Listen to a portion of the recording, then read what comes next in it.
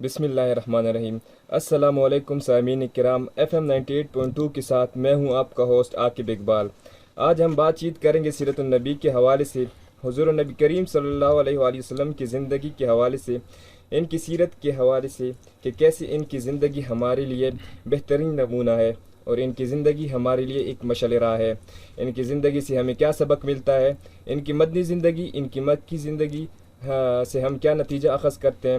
اسی سلسلے میں ہمارے پاس موجود ہے مولانا محمود صاحب، جو کہ اسی حوالے سے بات چیت کریں گے، یعنی سیرت النبی کے حوالے سے آج ہمارے ساتھ بات چیت کریں گے۔ تو ہم سب سے پہلے اپنے معزز مہمان مولانا محمود کا شکریہ ادا کرنا چاہیں گے کہ انہوں نے اپنا قیمتی وقت دیا ہمیں۔ جزاک اللہ جی، بہت شکریہ آپ کا سراکب۔ اس سے پہلے کچھ تعارف میں خود سیرت النبی کے بارے میں دوں گا، جس کے بعد ہم مولانا صاحب سے بھی اس بارے میں سوال و جواب کریں گے انشاءاللہ۔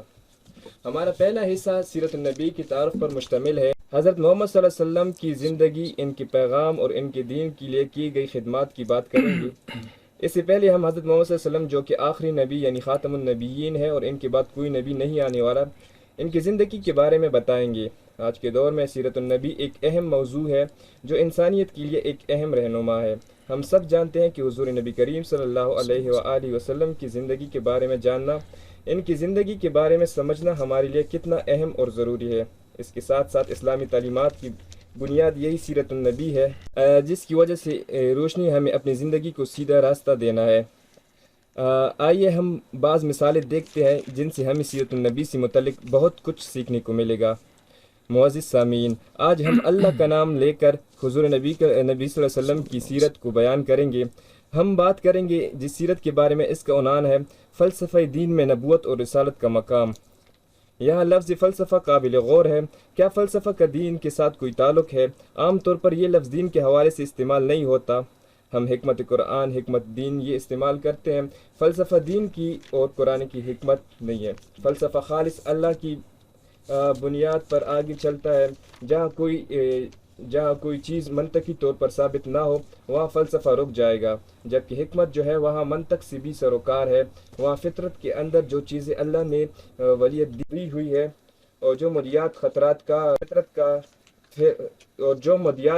کہلاتا ہے، ان کے لیے کسی دلیل کی ضرورت نہیں۔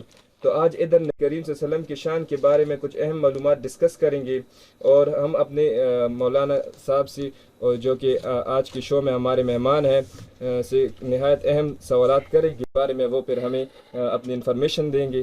جی مولانا صاحب، سب سے پہلے ہم بات کریں گے سیرت النبی کے حوالے سے کہ سیرت النبی کو فالو کرنے سے ہمارے زندگی میں کیا اثرات مرتب ہو سکتے ہیں، اس پہ اگر روشنی ڈالیں۔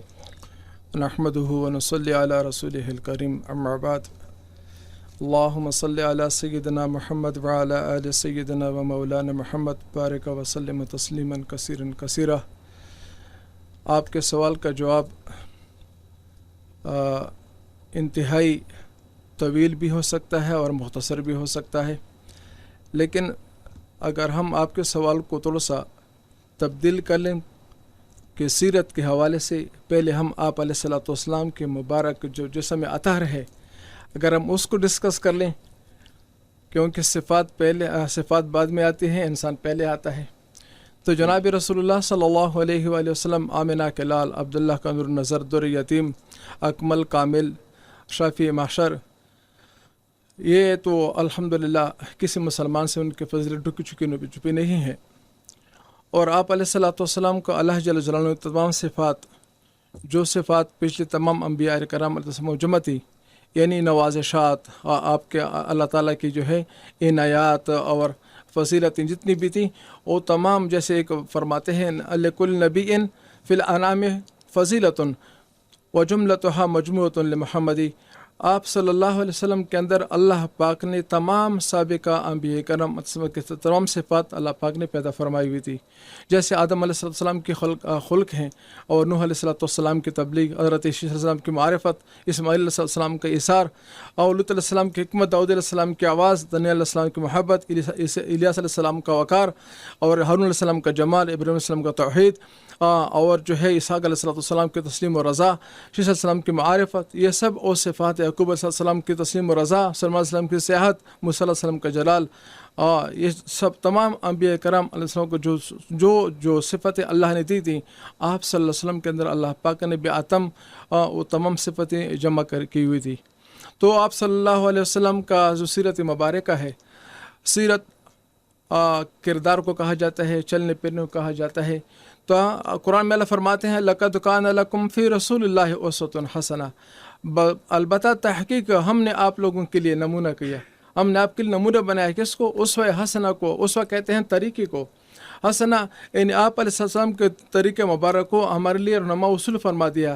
اور ایک جگہ فرما دے وَمَا آتَاكُمُ الرَّسُولُ فَخُذُوهُ وَمَا نَهَاكُمْ عَنْهُ فَانْتَهُوا، جو آپ صلی اللہ علیہ وسلم آپ کو دے دیں وہ آپ لے لیں، جس سے منع فرمائیں وہ آپ اسے منع ہو جائیں۔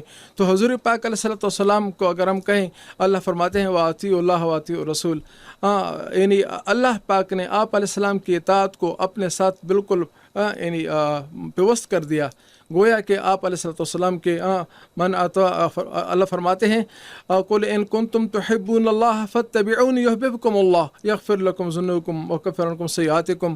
اللہ فرماتے ہیں اگر تم یہ کہیں، آپ ان سے کہہ دیجئے اگر یہ اللہ سے محبت کرنا چاہتے ہوں تو پہلے آپ کا اتباع کریں، آپ سے محبت کریں۔ تو آپ علیہ السلام کی سیرت کو اللہ نے ایمان کا جز قرار دیا ہے، تو عین ایمان ہے۔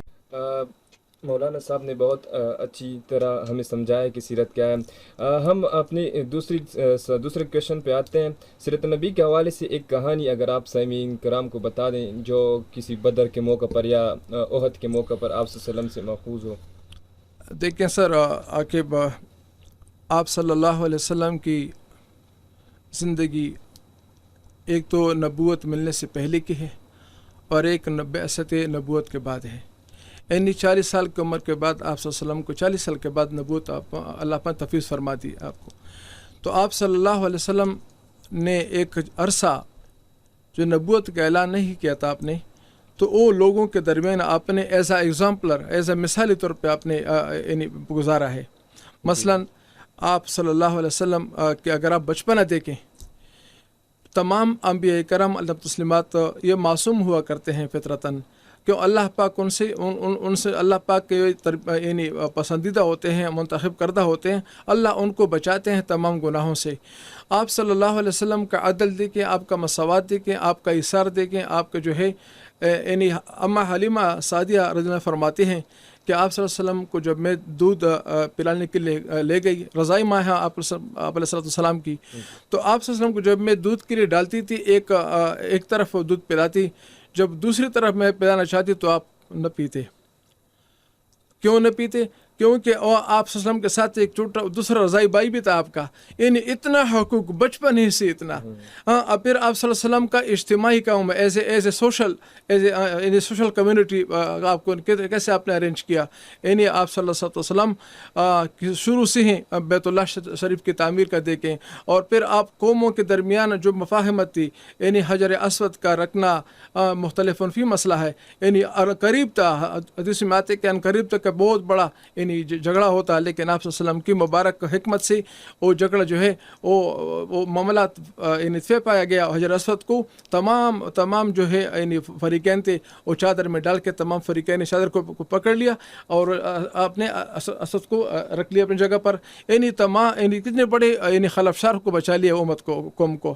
تو آپ صلی اللہ علیہ وسلم کی مبارک زندگی کے اندر، سیرت کے اندر ہمیں نبوت سے پہلے کے جو ہے یعنی آپ کو تو نبوت نہیں ملی تھی، لیکن القابات آپ کو صادق امین کے مل گئے تھے، آپ کا کردار ہی ایسی تھا، آپ کا رہن سہن ایسا تھا۔ دیکھو نا، آپ نے ایسا یعنی اپنے حلال کمائی کو ترجیح دی، اور آپ نے بکری چرائی۔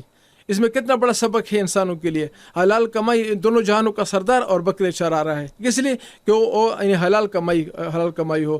آپ صلی اللہ علیہ وسلم کی اثار و قربانی کی مثالیں یعنی حدیث مبارکہ میں سیرت کے بہت سارے پڑھی ہوئے ہیں، لیکن آپ صلی اللہ علیہ وآلہ وسلم کی جو جماعت مبارکہ ہیں، حضرات صحابہ کرام، ان کے اندر آپ کا جھلک نظر آ رہا ہے۔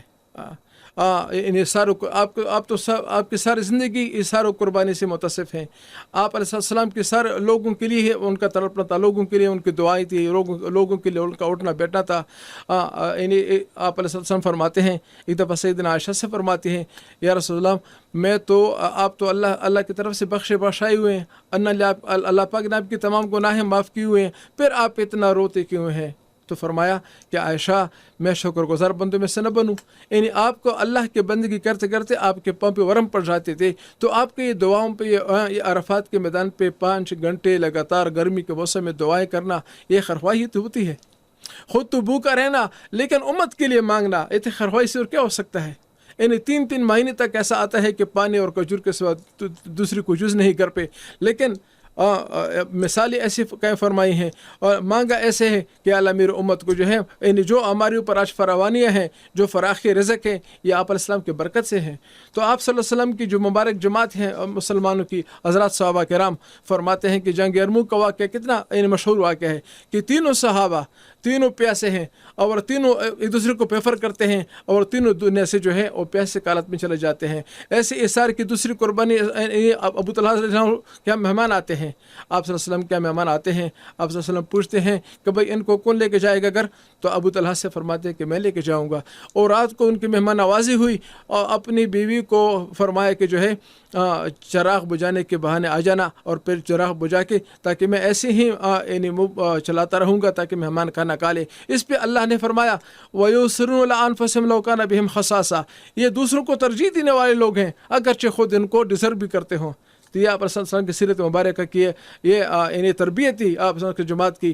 اس کے بعد انہیں ہزاروں واقعات ایسے ملتے ہیں ہمیں جو کثار قربانی اور جو ہے ایسے مواقعات ہیں. ان مہاجرین جب تشریف لے کر چلے گئے ہجرت کر کے مدینہ منورہ, تو اس سے بڑی مواقعات, اس سے بڑی جو ہے سوشل کمیونٹی جو پبلک انٹرسٹ دوسرے کے ساتھ انہیں شیئر کرنا, میں کہتا ہوں انسانی تاریخ کے اندر ہو نہیں سکتا.